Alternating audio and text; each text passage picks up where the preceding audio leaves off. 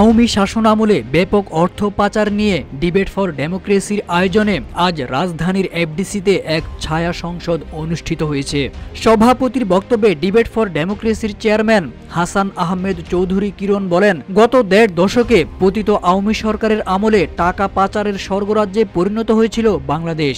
এ সময় প্রায় ২৮ লক্ষ কোটি টাকা পাচারের অভিযোগ করেছে শ্বেতপত্র প্রণয়ন কমিটি। দুর্নীতিবাজ রাজনীতিবিদ, আমলা, ব্যবসায়ী সহ সরকারের সুবিধাভোগীরা নেক্সাসের মাধ্যমে এই অর্থ পাচার করেছে।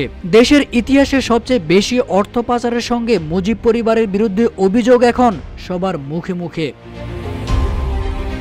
অর্থ পাচারের সহযোগী হিসেবে কিছু বিচারপতি বিচার ব্যবস্থাকে হাতিয়ার হিসেবে ব্যবহার করেছে অভিযোগ করে হাসান আহমেদ চৌধুরী কিরণ বলেন, সিঙ্গাপুরে এস আলম গ্রুপের বিরুদ্ধে $1 বিলিয়ন পাচারের অভিযোগ তদন্তে দুর্নীতি দমন কমিশন, বিএফআইইউ ও সিআইডিকে আদালত নির্দেশ দিয়েছিল, কিন্তু তৎকালীন বিচারপতি এনায়েতুর রহিম কয়েকদিন পরেই এস আলমের অর্থ পাচারের এই তদন্ত স্থগিত করে, যা সর্বমহলে ব্যাপক সমালোচিত হয়।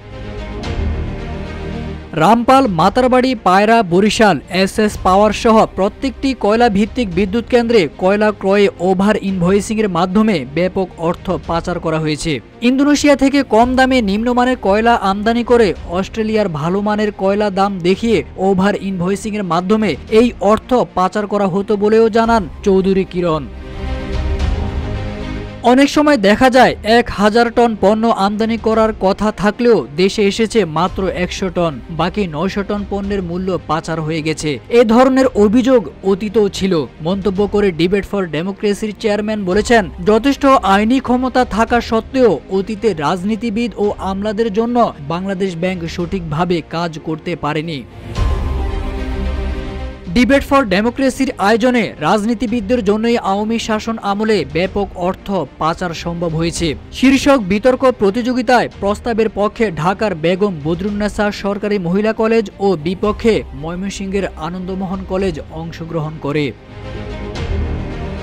তারেক আজিজ খান, রূপালী বাংলাদেশ।